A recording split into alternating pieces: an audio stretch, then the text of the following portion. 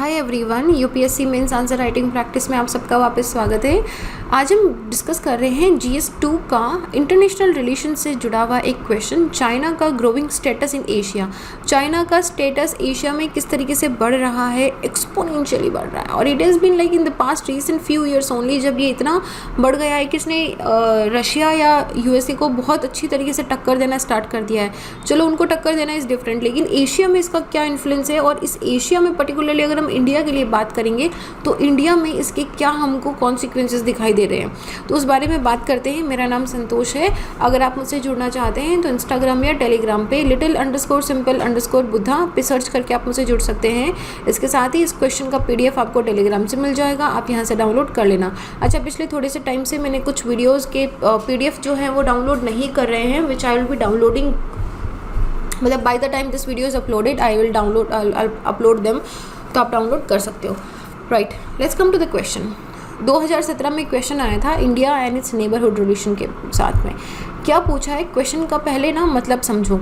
China is using its economic relations and positive trade surplus as a tool to develop potential military power status in Asia.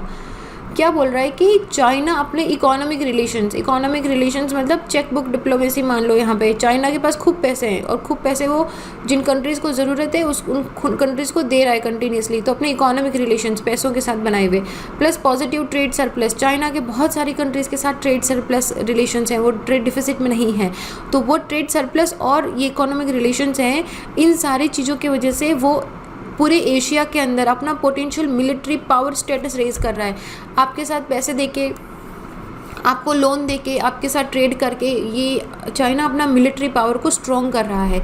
इस light के अंदर हम statement के अंदर हमको discuss करना है कि इंडिया में उसके क्या इम्पैक्ट्स हो सकते हैं, इंडिया एज हर नेबर इसके क्या इम्पैक्ट है कि चाइना पैसों का और अपने ट्रेड का फ़ायदा उठा के जो मिलिट्री पावर को स्ट्रॉन्ग कर रहा है, इंडिया में इसके क्या हमको इम्पैक्ट दिखाई देंगे। सिंपल सा क्वेश्चन है, तो क्वेश्चन का फ्रेमवर्क क्या बनाएंगे। क्वेश्चन का डिमांड यह है, हमको चाइना की पोजीशन डिस्कस करनी है कि चाइना का क्या किस तरीके से फ़ायदा उठा रहा है वो अपने इकोनॉमिक स्टेटस और अपने ट्रेड सरप्लस का। तो हम यहाँ पे एग्जांपल्स देंगे कि किस तरीके से वन बेल्ट वन रोड या फिर जो मेरीटाइम भी उसका रोड बन रहा है उसमें किस तरीके से वो इम्पैक्ट डाल रहा है। इसके साथ ही अपने इकोनॉमिक रिलेशंस में किस तरीके से वो दूसरी कंट्रीज़ के जो प्लेसेस हैं, जो एरियाज़ हैं, उन पे अपना कब्जा जमा रहा है, अपनी जो नेवल पावर है उसको बढ़ा रहा है, उसको इंडियन ओशन में बहुत लाइक हमारे इंडियन जो एरिया है वहाँ तक उसने अपनी रीच कर ली है। किस तरीके से उसने साउथ चाइना सी के अंदर भी अपने आर्टिफिशियल आइलैंड्स जो है वो डेवलप करना स्टार्ट कर दिए हैं। और उसके साथ ही इन सब का फिर हम बात करेंगे कि भाई इन सब का इंडिया पे क्या इम्पैक्ट पड़ रहा है। इंडिया पे अच्छा इम्पैक्ट नहीं है जनरली, इंडिया पे आप चाहे सिक्योरिटी से ले लो, ट्रेड से ले लो, इकोनॉमी से ले लो, किसी भी तरीके से अच्छा इम्पैक्ट तो नहीं पड़ेगा। तो उन सारी चीज़ों के बारे में बात करेंगे। कूल, सिंपल क्वेश्चन है, ज़्यादा टफ है नहीं। चाइना के बारे में पढ़ते रहते हैं आर्टिकल के अंदर, तो ऐसा नहीं है कि आपको बिल्कुल पता ही नहीं है इसके बारे में। यू नो लिटिल बिट, अभी जो भी पता है लिटिल बिट, उस लिटिल बिट को यूज़ करेंगे कंसोलिडेशन में और हमारा आंसर फ्रेमवर्क करेंगे। कंटेंट देखें, चाइना का जो पीसफुल राइज है वो इट वॉज एज अ डायक्टम जो मतलब यूज़ करा जाता था जियोपॉलिटिकल एक्सपर्ट्स में, जो डिस्क्राइब करता था कि इंक्रीजिंग माइट ऑफ चाइना अच्छा ग्रो कर रहा है। देखो इनका जो मॉडल है चाइनीज़ मॉडल कितना अच्छा है, कम्युनिज्म मॉडल बढ़िया ग्रो कर रहा है।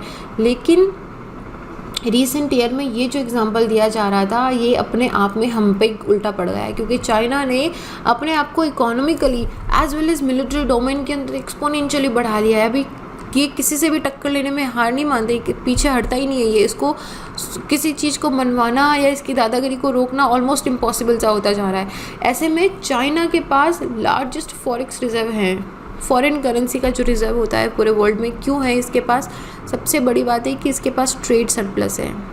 देखो यहाँ पे मैं आपको एक ना छोटा सा कॉन्सेप्ट बताती हूँ, what is happening in China. की चाइना के अंदर ना कम्युनिस्ट गवर्नमेंट है। कम्युनिस्ट गवर्नमेंट को उन्होंने बहुत सारा कंट्रोल भी करके रखा है वहाँ पे, चाहे वो इंटरनेट का कंट्रोल हो, चाहे बाहर का मीडिया कंट्रोल हो, हर चीज़ कंट्रोल है वहाँ पे। और चाइना ने ये चीज़ तो श्योर है कि पॉपुलेशन है उसकी सबसे टॉप मोस्ट, पैसे उसके पास हैं बहुत, तो उसने अपनी मैन्युफैक्चरिंग और इंफ्रास्ट्रक्चर पे बहुत पैसा डाला है और उन्होंने अपना एजुकेशन पे बहुत डाला है। तो उधर क्या है ना कि अनएम्प्लॉयमेंट की रेट ज़्यादा ना बढ़े, इसलिए मैन्युफैक्चरिंग में पैसा डाला है कि लोगों को नौकरी नहीं मिलेगी ना तो लोग फ्रस्ट्रेट होकर सरकार के खिलाफ आवाज़ उठाएंगे। फिर हालांकि वो बात अलग है कि सरकार को कोई फ़र्क नहीं पड़ेगा, वहाँ पे उनको ही डंडे पड़ेंगे। बट द पॉइंट इज़ कि China has huge amount of labour. उस ह्यूज अमाउंट ऑफ लेबर के अंदर चाइना के पास मैन्युफैक्चरिंग पावर है खूब सारा। ये लेबर प्लस मनी प्लस ये मैन्युफैक्चरिंग इतना है इनके पास कि इनके पास ऑलमोस्ट हर जगह पे ट्रेड सरप्लस में चलता है। जब ट्रेड सरप्लस में चल रहा है चाइना यहाँ पे बढ़िया इनको एम्प्लॉयमेंट प्रोवाइड कराने के लिए अपना प्रोडक्शन बढ़ा रहे हैं, तो ये ट्रेड सरप्लस जब बाकी कंट्रीज़ में बेचेंगे तो इनका फॉरेन रिजर्व का जो फॉरेन करेंसी का रिजर्व है ये ऑटोमेटिकली बढ़ेगा, इकोनॉमिक पावर बढ़ेगा क्योंकि इनके पास ह्यूज ट्रेड सरप्लस है। तो ये अपना जो फॉरेक्स रिजर्व है इसको इन्फ्लुएंस करते हैं अपनी चेक बुक डिप्लोमेसी के अंदर। कोई कुछ भी बोलेगा, अरे तुम चेक लो, अरे तुम चेक लो, अरे तुम चेक लो, उस चेक के पीछे वो क्या करेंगे, किस तरीके से उसको पुल करेंगे, बुल करेंगे, वो कम्प्लीटली डिफरेंट स्टोरी है। काफ़ी सारी कंट्रीज़ को मजबूरी के अंदर या मान लो कि उनको इनिशियली चाइना के सही इंटेंशन समझ नहीं आए तब उन्होंने चाइना से पैसे ले लिए, जैसे हम्बनटोटा श्रीलंका एक एग्जाम्पल है।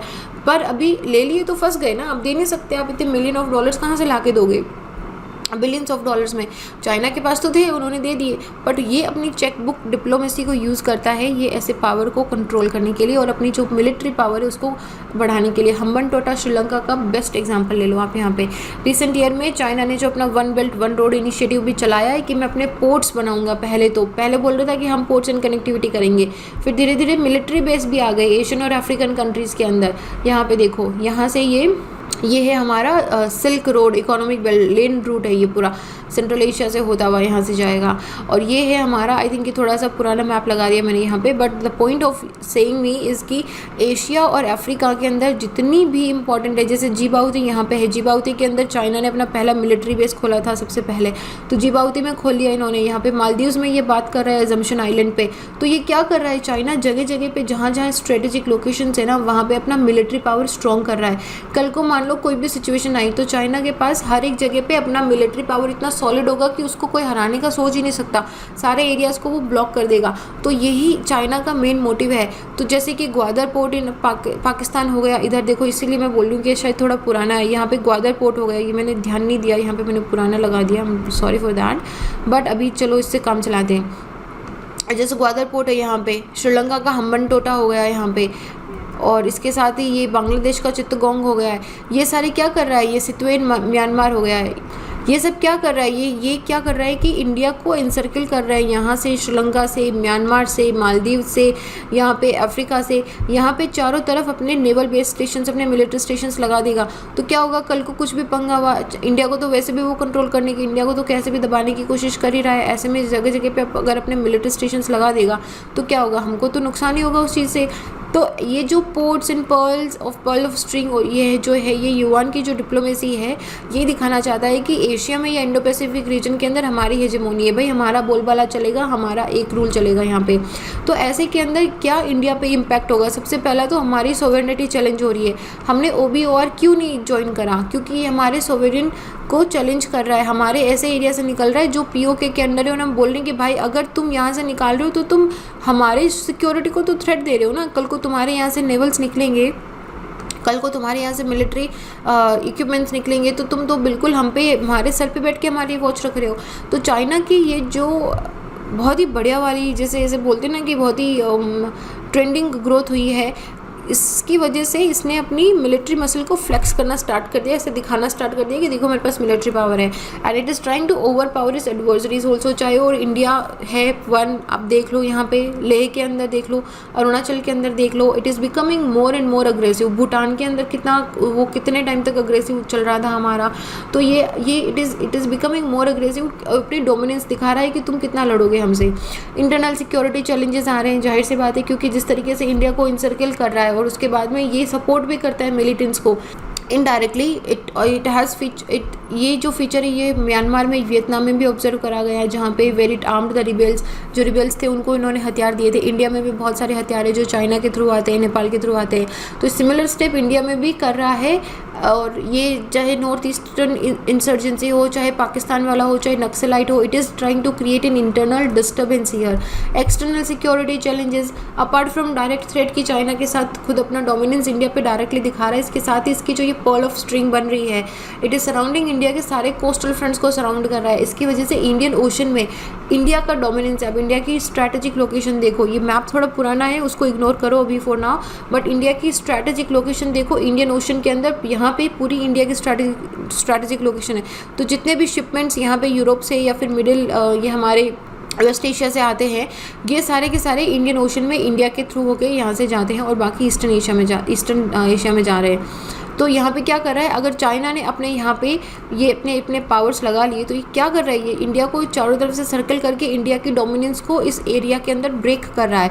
तो ये this is one very very major security threat we are having, क्योंकि हमारे रीजन में से हमारी डोमिनेंस को ये चैलेंज कर रहा है, अपने खुद के शिपमेंट्स साइंटिफिक के नाम पे हमारे एरिया में भेज के वहाँ का सर्वे हो रहा है। तो this reason is one of the major shipway, यहाँ से मेजॉरिटी ऑफ द शिपवेज है वहाँ थे, और इसमें अगर चाइना ने इंटरफेरेंस करा तो उसके जो इम्प्लीकेशंस होंगे वो ट्रेड सिक्योरिटी पे भी दिखाई देंगे। Economic challenges, India is facing trade deficit, उसका ट्रेड सरप्लस है, हमारा ट्रेड डिफिसिट चल रहा है क्योंकि अनइक्वल डिस्ट्रीब्यूशन ऑफ ट्रेड है।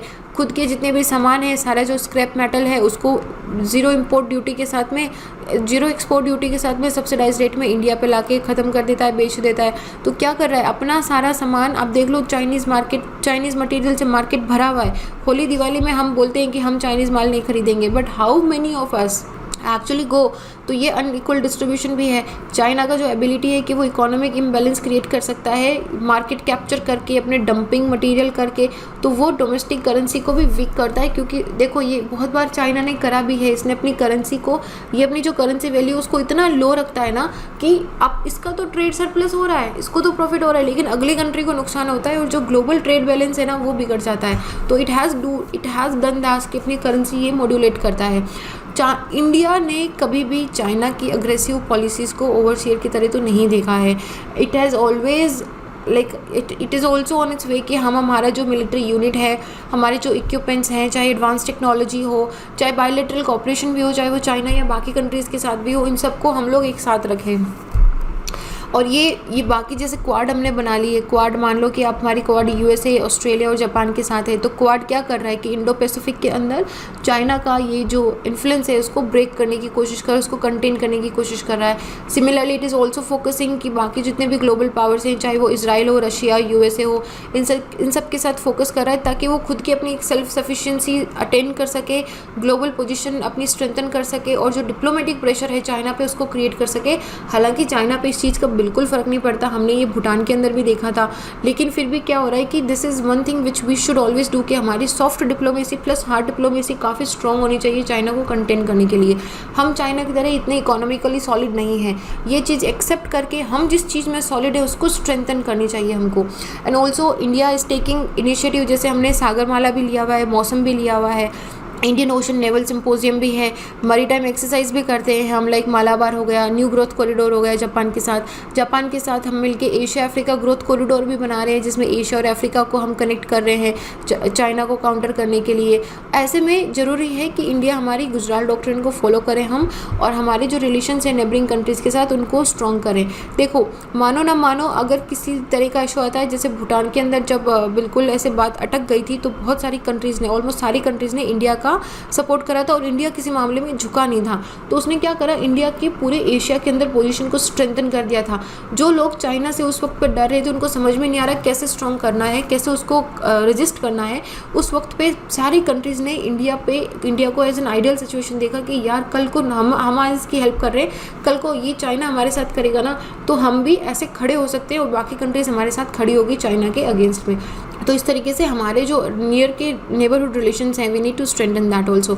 गुजराल डॉक्ट्रिन पे क्वेश्चन आया हुआ है, हम लोग गुजराल डॉक्ट्रिन पे अलग से क्वेश्चन एक पूरा अटेम्प्ट करेंगे, लेकिन मेजर यही है कि चाइना को कैसे कंटेन करना है। चाइना जो अपने पैसे, अपनी चेक बुक डिप्लोमेसी या फिर अपनी जो ट्रेड डिप्लोमेसी को यूज़ करके मिलिट्री पावर को स्ट्रेंथन कर रहा है, इंडिया पे उसके इम्प्लीकेशंस हैं, but we need to overcome that also. So this was the question, and इसका PDF टेलीग्राम से डाउनलोड कर लेना। If you want to connect with me, you can connect me connect with me on Instagram. So this is it. I'll see you guys in the next question. Till then, be happy. Jai Hind.